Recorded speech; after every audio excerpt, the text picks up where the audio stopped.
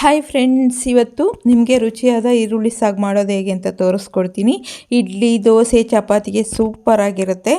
ಬನ್ನಿ ಈಗ ಮಾಡೋದು ಹೇಗೆ ಅಂತ ನೋಡೋಣ. ನೋಡೋದಕ್ಕಿಂತ ಮುಂಚೆ ಇನ್ನೂ ನನ್ನ ಚಾನಲ್ನ ಸಬ್ಸ್ಕ್ರೈಬ್ ಮಾಡ್ಕೊಳ್ದೆ ಹಾಗೆ ನೋಡ್ತಾ ಇದ್ದರೆ ಪ್ಲೀಸ್ ನನ್ನ ಚಾನಲ್ನ ಸಬ್ಸ್ಕ್ರೈಬ್ ಮಾಡ್ಕೊಳ್ಳಿ. ಹೊಸ ವಿಡಿಯೋಕ್ಕೋಸ್ಕರ ಬೆಲ್ ಐಕನ್ನು ಕ್ಲಿಕ್ ಮಾಡಿ. ಬನ್ನಿ ಈಗ ಮಾಡೋದು ಹೇಗೆ ಅಂತ ನೋಡೋಣ. ಗ್ಯಾಸ್ ಮೇಲೆ ಒಂದು ಬಾಣಲಿನ ಇಟ್ಕೊಂಡಿದ್ದೀನಿ. ಅದಕ್ಕೆ ಒಂದು 2 ಸ್ಪೂನಷ್ಟು ಎಣ್ಣೆನ ಸೇರಿಸ್ಕೊಳ್ತಾ ಇದ್ದೀನಿ. ಎಣ್ಣೆ ಚೆನ್ನಾಗಾದ್ಮೇಲೆ 1/4 ಸ್ಪೂನ್ ಸಾಸಿವೆ, 1/4 ಸ್ಪೂನ್ ಜೀರಿಗೆನ ಸೇರಿಸ್ಕೊಳ್ತೀನಿ. ಸಾಸಿವೆ ಜೀರಿಗೆ ಚೆನ್ನಾಗಿ ಚಟಪಟ ಅಂದಮೇಲೆ ನಾನು 1 ಸ್ಪೂನಷ್ಟು ಕಡಲೆಬೇಳೆನ ಸೇರಿಸ್ಕೊಳ್ತಾ ಇದ್ದೀನಿ. ಕಡಲೆಬೇಳೆ ಸಾಸಿವೆ ಚೆನ್ನಾಗಿ ಒಗ್ಗರಣೆಯಲ್ಲಿ ಬೆಂದಮೇಲೆ ನಾನಿಲ್ಲಿ ಒಂದು 4 ಹಸಿರುಮೆಣಸಿನಕಾಯಿನ ಕಟ್ ಮಾಡಿ ಸೇರಿಸ್ಕೊಳ್ತಾ ಇದ್ದೀನಿ ಮಧ್ಯಕ್ಕೆ.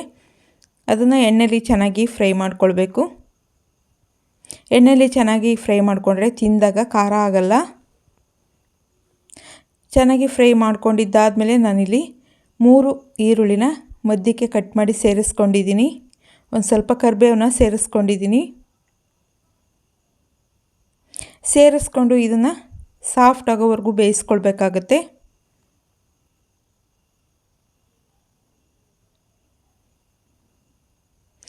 ಈರುಳ್ಳಿ ಹಸಿರುಮೆಣಸಿನಕಾಯಿ ಸಾಫ್ಟ್ ಆದಮೇಲೆ ನಾನಿಲ್ಲಿ 2 ಟೊಮಟೊನ ಕಟ್ ಮಾಡಿ ಸೇರಿಸ್ಕೊಳ್ತಾ ಇದ್ದೀನಿ.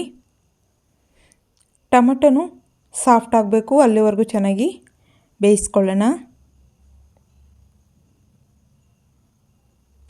ಟೊಮಟೊ ಸಾಫ್ಟ್ ಆಗೋದ್ರೊಳಗೆ ನಾವಿಲ್ಲಿ ಒಂದು 3ರಿಂದ 4 ಸ್ಪೂನು ಕಡಲೆ ಹಿಟ್ಟನ್ನ ತೊಗೊಂಡಿದ್ದೀನಿ. ನಾವು ಬೋಂಡ ಮಾಡ್ತೀವಲ್ಲ ಆ ಹಿಟ್ಟು.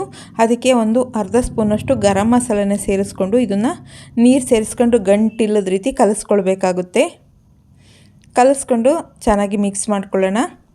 ನಾವು ಕಡಲೆ ಹಿಟ್ಟು ಸೇರಿಸಿರೋದ್ರಿಂದ ಗಟ್ಟಿಗಾಗಿಬಿಡುತ್ತೆ ಬೇಗ, ಹಂಗಾಗಿ ಅದಕ್ಕೆ ನೀರನ್ನ ಸೇರಿಸ್ಕೊಳ್ಳೋಣ.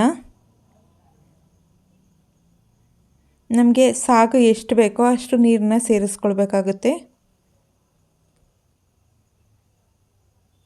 ಒಂದು ಸ್ವಲ್ಪ ನೀರಿನಂಗೆ ಮಾಡ್ಕೊಳ್ಳಿ, ತುಂಬ ನೀರು ಹಾಕಬೇಡಿ. ಆಮೇಲೆ ಒಂದು ಸ್ವಲ್ಪ ತೆಳ್ಳಗೆ ಮಾಡಿಕೊಂಡ್ರೆ ಬೇಯೋದ್ರೊಳಗೆ ಕರೆಕ್ಟಾಗಿ ಬರುತ್ತೆ. ಈಗ 1 ಲೋಟದಷ್ಟು ನಾನು ನೀರನ್ನ ಸೇರಿಸಿದ್ದೀನಿ. ಅದಾದಮೇಲೆ ಒಂದು ಚಿಟಿಕೆ ಅರಿಶಿನ ಸೇರಿಸ್ಕೊಳ್ಳೋಣ. ಕಲ್ಲರ್ಗೆ ಒಂದು ಸ್ವಲ್ಪ ಕೊತ್ತಂಬರಿ ಸೊಪ್ಪನ್ನ ಸೇರಿಸ್ಕೊಳ್ತಾ ಇದ್ದೀನಿ. ಅದಾದಮೇಲೆ ರುಚಿಗೆ ಎಷ್ಟು ಬೇಕಷ್ಟು ಉಪ್ಪನ್ನ ಸೇರಿಸ್ಕೊಂಡು ಚೆನ್ನಾಗಿ ಮಿಕ್ಸ್ ಮಾಡ್ಕೊಳ್ಳೋಣ.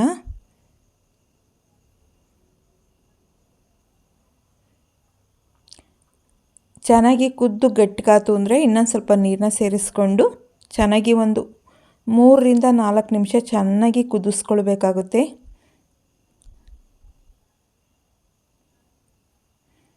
ಚೆನ್ನಾಗಿ ಕುದಿಸ್ಕೊಂಡ್ಮೇಲೆ ಚೆನ್ನಾಗಿ ಕುದಿಬೇಕು. ಕಡಲೆ ಹಿಟ್ಟಿಂದೆಲ್ಲ ಹಸಿ ಸ್ಮೆಲ್ ಹೋಗೋವರೆಗೂ ಚೆನ್ನಾಗಿ ಕುದಿಸ್ಕೊಳ್ಬೇಕಾಗುತ್ತೆ.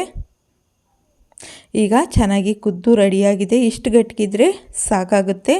ನಾನೀಗ ಸರ್ವ್ ಮಾಡ್ಕೊಳ್ತಾ ಇದ್ದೀನಿ. ಇದು ರೊಟ್ಟಿ, ದೋಸೆ, ಇಡ್ಲಿ ಎಲ್ಲದಕ್ಕೂ ಸೂಪರಾಗಿರುತ್ತೆ.